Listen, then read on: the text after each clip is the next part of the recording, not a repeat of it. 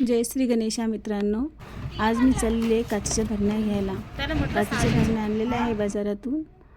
माझी मुलगी विचारत होती 3च आणल्या का, मला 6 घ्यायच्या होत्या पण तो रेट जास्त सांगत होता म्हणून 3च आणल्या. दुसऱ्या दिवशी सकाळी उठून मी त्या धुवून घेतल्या. आता मला हळद पण भरून ठेवायची आहे, त्यात मसाला मिरची हळद भरून ठेवायची आहे.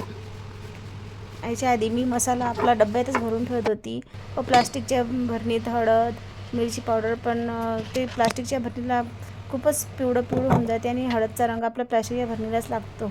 मी एक दिवस व्हिडिओमध्ये पाहिलं की प्लास्टिकच्या भरणीत हळद ठेवू नये, म्हणून मग मी पण विचार केला चला आपण काचेच्या भरण्या घेऊन. आधी मी काचेची भरणी यासाठी आणत होते की पडले की फुटते.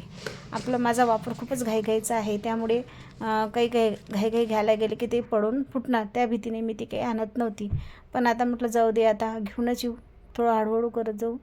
आणि काचेच्या भरणीत चांगलं पण राहते आणि दिसते पण छान. त्या भरण्या लवकर पुसायला पण सोप्या जातात, जास्त घासायची झंझट राहत नाही. त्यामुळे म्हटलं चला काचेच्याच भरण्या घेऊ.